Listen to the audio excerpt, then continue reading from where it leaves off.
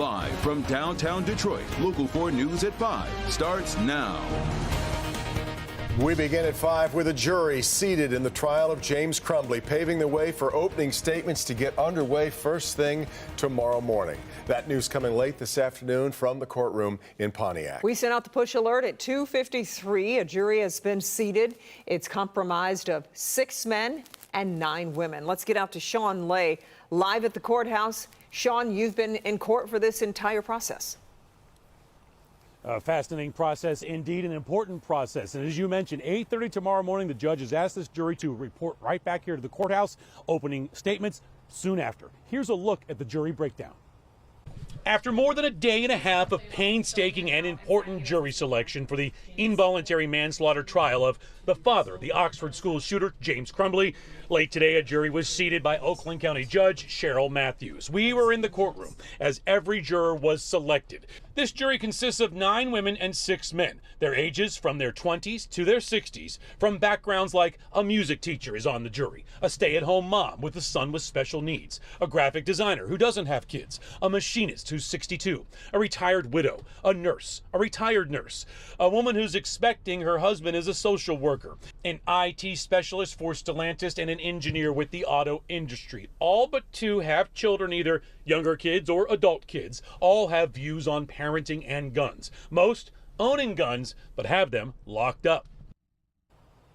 Back here live now, James Crumbley facing the same charges as his wife, who was convicted of 4 counts of involuntary manslaughter related to the awful Oxford school shooting conducted by their son. The charges here from the prosecutor against James Crumbley is that he bought the gun, did not secure it, did not do enough to foresee what was going to happen. So we'll see with this new jury what will happen in this very new trial here, 8:30 tomorrow morning. Important details, guys. The judge very serious about this. One person was due to be in the jury pool today, did not show up. He was called, he laughed, hung up. A bench warrant was issued right away. He'll be charged tomorrow with contempt. Back to you guys. Wow.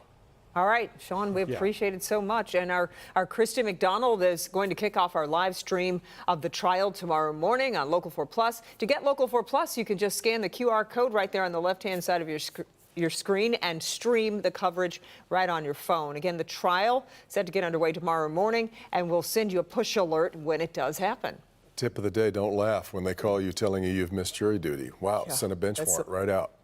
Police search a pond in Clinton Township in connection with the disappearance of 13-year-old Neziah Harris. DPD and state police spent a few hours at the pond near the intersection of Gratiot Avenue and Quinn Road. Sky 4, you see there, was overhead for most of the search, and it did not appear investigators found anything. Neziah was last seen January 9th when she got off a school bus at Cornwall Street and 3 Mile Drive. Anybody with information about her disappearance is asked to call DPD or Crime Stoppers. All right, let's move now to the new information in the fire and explosions that turned deadly in Clinton Township. Today, the ATF on the scene and right there trying to figure out exactly what sparked the fire that sent those huge metal canisters of butane flying into the air like missiles. For a second day, fire crews are spraying water on the dangerous hot spots at the Goose Select Distribution Center, with more explosions grabbing everyone's attention. And we're getting a better understanding now about what exactly happened with the business operation and how investigators intend to proceed. Rod Maloney live in Clinton Township. Rod, there are a lot of questions about why those canisters were in the building in the first place. Well, precisely, and they shouldn't have been, at least according to the township manager. And as you can see here, the yard is still littered with these canisters. They had a dozen explosions of these. There was a pile of them in a corner of the building, and they spent a lot of time today pouring water to get the last embers out. In the meantime, take a look at this. You can see them, and these are very heavy. They weigh about 5 pounds. You can hear it. You can see the refined, ultra-refined butane. There are knives all over the grass here as well. And they're saying that there were a couple of businesses here that were doing the right thing, but there was one that wasn't.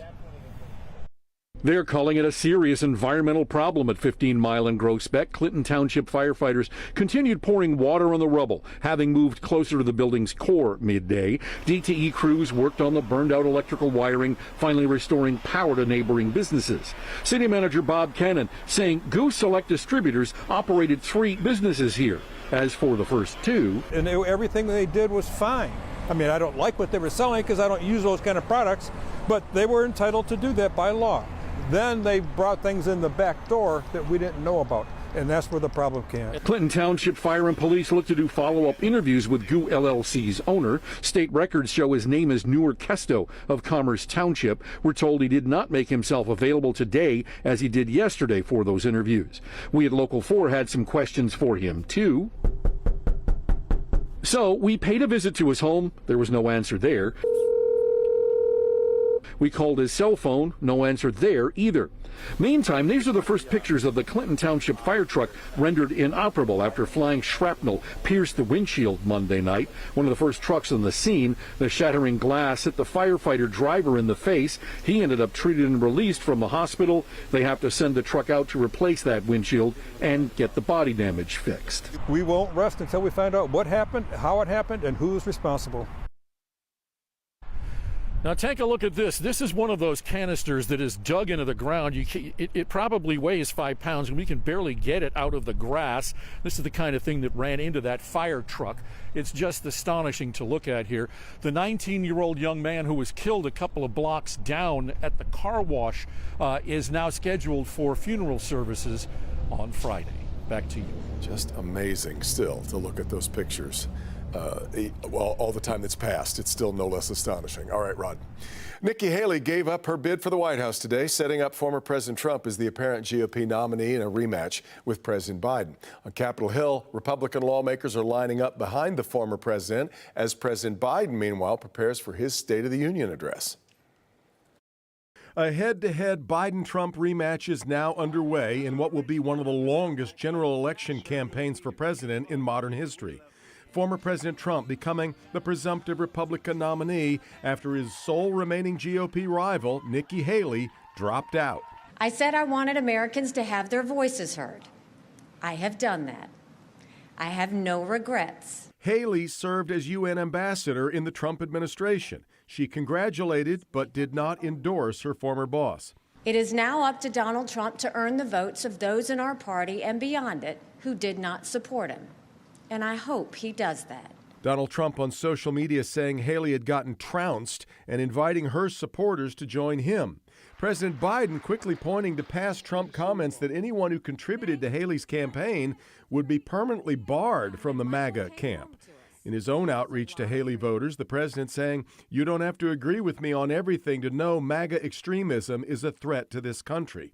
On Capitol Hill, holdout GOP lawmakers lining up to endorse former President Trump, most notably the Senate's top Republican, Mitch McConnell, who's had a fraught relationship with Trump. The only representative who endorsed Haley moving quickly back to Trump. 100%. We got a country to save. The former president in his Super Tuesday victory speech last night taking President Biden head on as the president prepares for tomorrow night's State of the Union address, a chance to sell his accomplishments to the nation and try to boost his re-election bid. Now, even though Haley's departure unofficially kicks off the general election campaign, the primaries are going to continue. Voters in Georgia will cast ballots this coming Tuesday. The president and former president will be campaigning there this weekend. Health officials here in Michigan are keeping a very close eye on 3 measles cases in the region. The best line of defense is making sure kids and adults are up to date on vaccines. But as we've seen over the past several years, that can be tricky. Victor Williams, live in the newsroom. Victor, you've been speaking to parents. Yeah, Kim, and they're really concerned. Some say that when you think about the measles, you often tie it to illnesses just like the mumps or even leprosy. But with the way the numbers are skyrocketing, it's more modern and scarier than you might think. Well, I just had a daughter, and honestly, she's been on 24/7 lock. With cases of the measles popping up in Michigan, more parents are concerned about their kids being impacted by one of the most infectious, if not the most infectious virus known to humankind. We just got out of COVID, and we still in COVID. I don't want nothing else to worry about. Not with my baby. Wayne County Health Director Dr. Abdul El Said says it was only a matter of time before the virus ended up hitting us right here in Metro Detroit.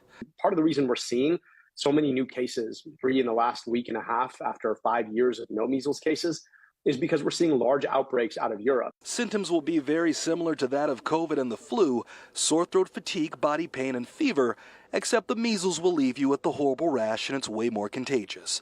For example, for every 1 case of COVID, that case would go on to infect 4 new people, assuming no one in the room has been vaccinated.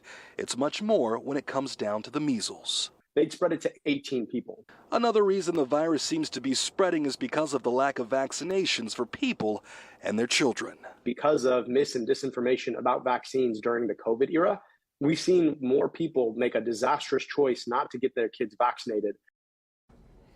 Yeah, that's right. And so head over to waynecounty.com/measles to see if you've been in places where the infected have been known to travel. You can also check your vaccination status there as well. Live in the news from Victor Williams, Local 4. Victor, remind us again, at what age should children be vaccinated against measles? That's 1 and above. So if anyone has a child that's below that age, you got to get in contact with your pediatrician. Okay. Victor, we appreciate it. All right, let's turn to the weather. A live look now at the Hudson site along Woodward in downtown Detroit. Yeah, the building really taking shape there, isn't it? But we're focused on the gray skies around it. Let's get over to Kim Adams. Kim, will we see any rain? No rain. It's dry. It looks like it's about to rain any minute, but no, it's just a cloudy night here in Metro Detroit. Tomorrow we'll get back to a little more sunshine. 46 right now downtown, 44 in Howell, 45 in Pontiac, 47 in Adrian. A little sunshine well off to our west, but the rest of Metro Detroit just socked in with clouds. It's chilly, but we should only be in the low 40s this time of year, and we're slightly above it. In fact, we're 12 degrees warmer right now than we were at this same time yesterday in Monroe. Now, tomorrow we do get our sunshine.